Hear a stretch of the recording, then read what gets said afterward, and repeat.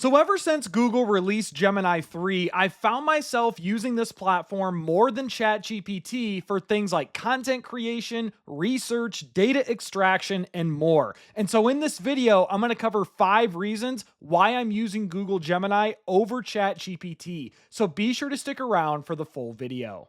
And if this is your first time to the channel, welcome. My name is Ryan. I appreciate you being here, and I help founders and executives leverage AI by scaling content, saving time, and ultimately building a strong personal brand online. And if you want to know my favorite AI tools, prompts, and even automation templates, be sure to get my free AI Marketing Essentials Guide. You can find the link for this in the video description or pinned comment below. So first of all, to be transparent with you guys, I didn't cancel my ChatGPT Plus subscription. I'm still using this at least once a day, and ChatGPT is not dead by any means. I actually think GPT 5.1 is a pretty decent model for things like writing. The thinking mode is pretty good with the 5.1 thinking, and just general everyday tasks. I'm also still paying for Claude Pro. I have Perplexity Pro. Heck, guys, I probably am paying for more AI tools than I should be, but I do run an AI YouTube channel, so I always want to make sure that I'm staying up to date on the latest and greatest. But talking about Gemini 3 really quickly here, I think that this is one of the biggest AI updates in 2025. 2.5 Pro was definitely a good model for things like research and reasoning and things of that nature. But I think when you're talking about Gemini 3, especially in the content creation world, which I do a ton of content creation, not only on the video side, but also things like images, Nano Banana Pro is arguably the best AI image model right now or ever created at the time that I'm recording this video. And I do have a full tutorial explaining real world use cases for that, which I'm about to show you here shortly. So I'd recommend watching that full tutorial on Nano Banana Pro if interested, which I'll leave in the video description below. So diving right into that is reason number 1 why I'm using Google Gemini over ChatGPT is for better content creation. If we stay on the topic of images here, I'm talking about things like infographics. So this is an infographic that I created for one of my clients about age verification laws. They're in the tech and cybersecurity niche. Yes, OpenAI's image model can create infographics. Yes, the previous models of Nano Banana and Imagen and the other Google models could create infographics, but not this high quality of an infographic. Not only is it on brand, it's visually appealing. And what really made my jaw hit the floor is that I could not find one text error in this infographic with a ton of text in it. And so that really blew me away. So that's just one example. Here's another example of a recent infographic that I created for that same client. And again, I'll even show you guys the prompts. I'll leave the prompt in the video description below, or maybe link that tutorial that has all the prompts. But it's not that hard, right? I'm just doing kind of like a 1 or 2 sentence prompt, uploading my logo, giving it some more instructions there, and then it's creating those infographics. It's nothing convoluted or complex. And then here's another infographic that I created for my Ryan Dozer personal brand, where I simply gave it a YouTube video URL, or maybe this one was just a social media post from LinkedIn, and then it repurposed that or transformed that into an infographic that looks like this. It's on brand. It has my logo. Again, the text is not misspelled. It looks right. Those icons look proper. They look relevant. And so infographics are a huge, huge deal for me. Same with just generic social media images. I live in Des Moines, Iowa. I know this isn't relevant to if you're a business, you don't want to create something of Des Moines, Iowa, but you can take a prompt that I use to generate something like this and then respin it in your own manner that's relevant for your business or industry. And these types of things do well on social media. Same with memes. If there's a popular meme that you like, which this is one of my favorites here, or maybe the Spider-Man meme where they're pointing at each other, or the Scooby-Doo meme where they take off the mask, right? Memes do very well on social media, and you can use Nano Banana Pro within Gemini to respin these memes and edit them to replace things like the words on this sign, for instance, right? Like I did down here, and give it your own little spin there. But that is another reason too of just why this is so revolutionary with Gemini 3 and Nano Banana Pro. You can also use Google VO within the Gemini app now. And so if I go to a blank slate of just Google Gemini here, so I'm going to type in Gemini, You'll notice here on the main option, if I click tools, we have create images. So that's Nano Banana Pro. We now have create videos, VO 3.1, which is Google's most advanced AI video model. And so you can do things like upload an existing graphic. So not only could you use Nano Banana to generate the graphic here, you can then upload that graphic and do an image to video generation using VO 3.1. Now, this isn't perfect, but I'm going to play this here and show you what this created in about 60 seconds.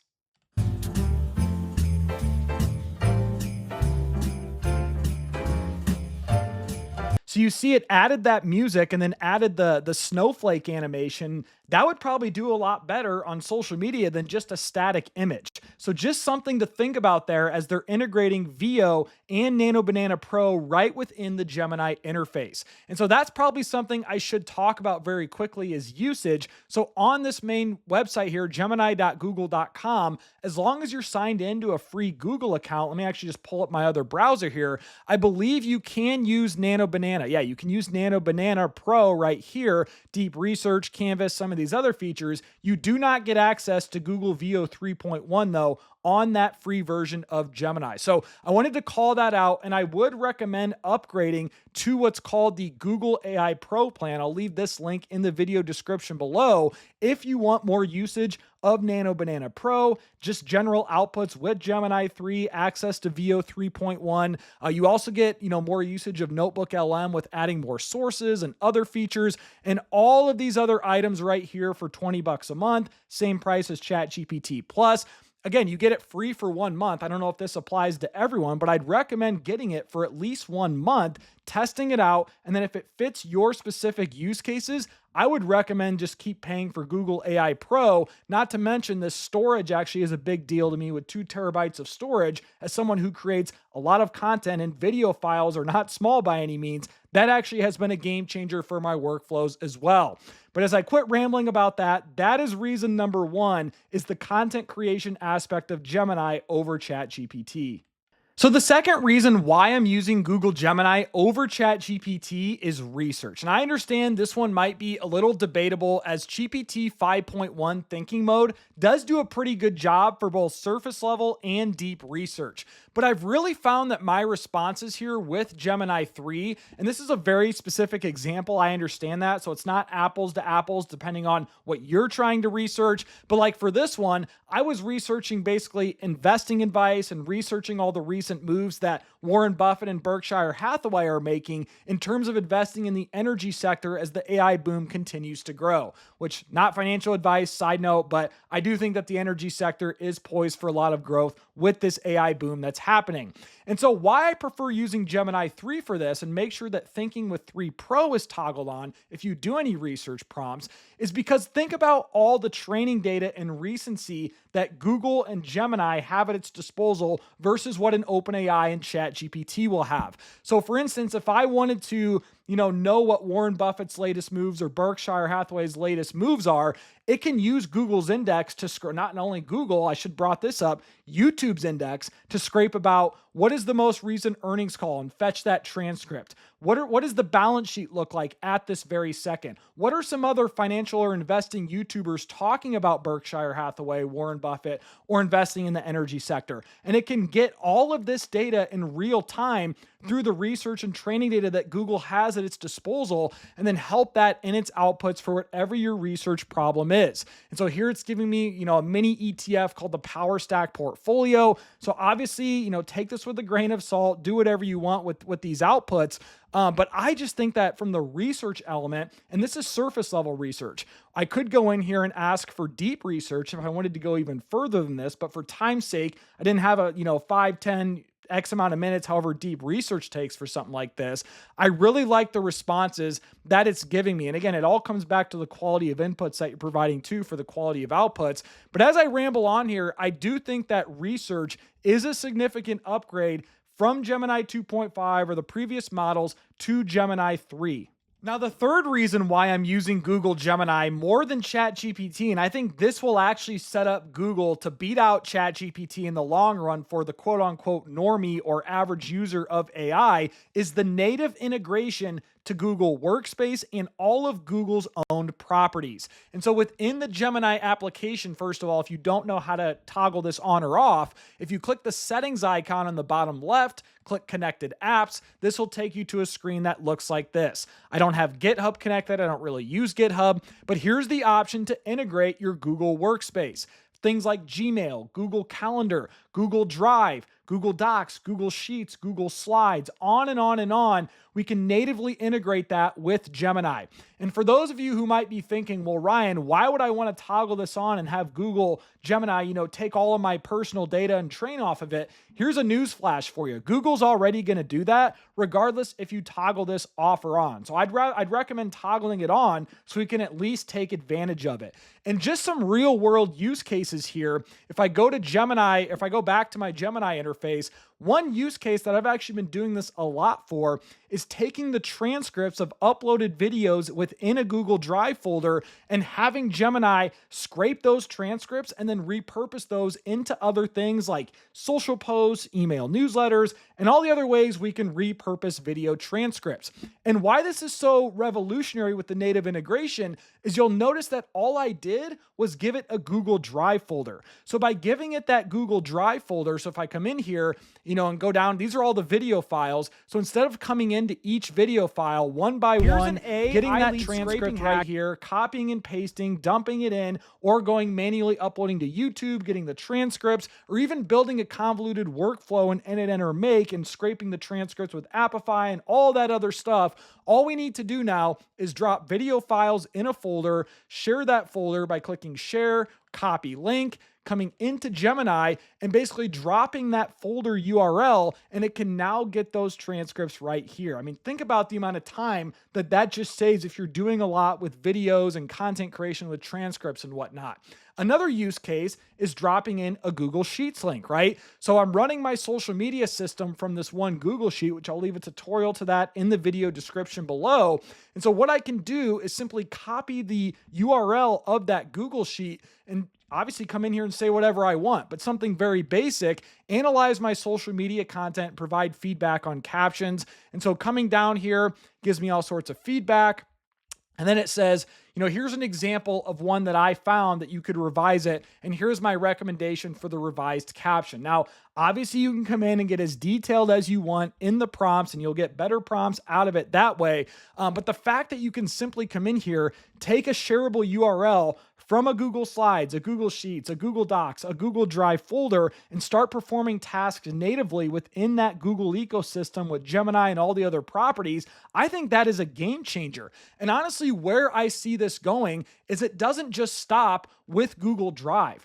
Think about YouTube, your history on YouTube. If you've been using the same Google account logged into YouTube, think about Google Maps, all the times that you've used Google Maps. Think about Google Flights. I'm trying to think of all the other Google properties off the top of my head that their ecosystem is humongous. And so over time, Gemini is going to be using all of your data within your Google-owned properties, and we can start to apply that and use that to our advantage. And again, some of you might be thinking, well, Ryan, I don't want Google to track my data. Well, too bad they're already doing that and using it to train Gemini models. But on that point, I would not recommend integrating Gmail or Google Drive with something like a ChatGPT or a Claude, as that is a third-party integration. And in my opinion, I don't want OpenAI or Anthropic collecting my data from Gmail or Google Calendar or Google Drive. I would rather keep it within Google's ecosystem because they already have it. So I might as well use that to my advantage. So that is the third reason, is because of the native integration with Google's Workspace and Google's ecosystem entirely. Now, another reason why I'm using Google Gemini over ChatGPT, and this one might sound a little more basic, but this is simply for data extraction and summarization. Google Gemini models have always been known for having massive context windows over GPT models, over Claude models, right? And so when it comes to things like, trying to summarize YouTube videos or extract data from YouTube videos, it's as easy as coming in here and just dropping a YouTube video URL. I still don't think you can do this within ChatGPT. Is you have to manually go in there, copy and paste that transcript, dump it into ChatGPT or Claude, and then it can extract from that transcript. But again, this goes back to my previous point on Google's ecosystem. Because there is a native integration and it's the same ecosystem with YouTube, you do get better data extraction from YouTube videos within Gemini. So in this, basic example here, there's a long 2.5 hour interview with Joe Rogan on the CEO with the CEO of NVIDIA. And so let's say I don't want to sit there for 2.5 hours and watch it. So what you can easily do here is just say, summarize this, give me 3 most important takeaways, how this could potentially help me. Again, you can ask this whatever you want here. The point I'm trying to make is that the data extraction not only is super quick, but it's also very precise. And so it gives you the exact timestamps, and whatnot. And so that's one example. Or again, back to the Berkshire Hathaway and Warren Buffett example. Let's say I don't want to go through here and read a 60-page PDF Q3 2025 earnings report. I want to dump that into Gemini 3 and say, analyze the latest earnings report from Berkshire Hathaway. Tell me their outlook on AI, what companies they are buying and selling because of it. And in a matter of, 30-ish seconds, it came up with these. It's telling me to buy or sell Apple, buy Alphabet, what they are buying. So they're buying Google. Funny enough, as I'm making this video, they're selling Apple. The outlook, safety over hype. So they're more kind of in that energy sector and the safety element, value versus the hype. And then it's giving me some other ideas here. That's the other thing with the native integration. You can always export something to a Google Sheets. If you click more here, you can export something to Google Docs. You can draft something in Gmail. So this goes back to my previous point about the native integration. But with all that being said, I do really appreciate the data extraction analysis, not only how efficient it is, but how much more accurate it is using Gemini 3 versus other models inside ChatGPT 5.1 thinking. But again, I'm not trying to say 5.1 or the thinking mode of 5.1 is bad by any means, or 4.5 Opus for that matter. I'm just saying I am starting to get better results with Gemini 3 for this particular use case. Now, the fifth and final reason why I prefer Google Gemini over ChatGPT, and this is a little more broad, but this is the fact that I'm more bullish on Google versus OpenAI to have the latest and greatest AI models for various use cases. And so let me elaborate on this. If we look at something like images or video, let's start with video. Veo 3.1 is arguably the best AI video model out right now. Sure, you could argue Sora 2, Kling, or Runway is up there, but let's look at the future here. Google has this thing called YouTube at its disposal with billions and billions of hours of video footage that it can use to extract and train its Veo models going forward. I don't see how anyone is going to touch them in the AI video space just because of the fact they have all this YouTube data at their disposal. You could also apply the same to AI images with Nano Banana Pro. Not only is Nano Banana Pro the best AI image model right now, of course, OpenAI is going to try to come out with one, Adobe probably with Firefly, Midjourney, etc. Yes, there will always be competitors, but when you have this thing called Google Images at your disposal, where you can use this to train your AI image models in the future, I don't see how anyone's going to touch them in the images. Yes, you could argue this is unethical, and I wouldn't disagree with you there, but the reality is, it is what it is. They're using Google Images from all the websites being scraped on their index to train their image models. We could also apply that same logic to research, both surface level and deep research. They have this thing called Google Scholar and also Google Search for that matter, right? Where they can take data from all of these different platforms and use that to develop the best models for research as another example. So as I keep going on and on, I could apply this to other use cases too. Google's moat in infrastructure and data alone are so big and unfathomable, if I could say that word correctly, when comparing to OpenAI, Anthropic. You could maybe throw Microsoft a bone in that conversation, or Meta or XAI. It is so much greater from an infrastructure and data point of view that long term, I just do not see, unless Google self-sabotages, how anyone could touch them in these use cases that I care about, which is content creation, research. You could throw things like reasoning in there as well. Just the amount of data that they have to train these models with. I want to be in that ecosystem and always have the latest and greatest. So that is my fifth and final reason, kind of why I'm more optimistic in using Google Gemini over ChatGPT, is because of Google's future implications and the data and infrastructure that they have to train their models. So I know I probably rambled a bit in this video, but if you've made it this far, I truly appreciate you. Be sure to give me a thumbs up and subscribe to the channel if you found any value. I also want to hear your thoughts in the comment section below. Do you think Gemini is better than ChatGPT now? Are you using Claude? Are you using Grok? I want to hear what you guys have to say in the comments below. But most importantly, I hope you all have a great day.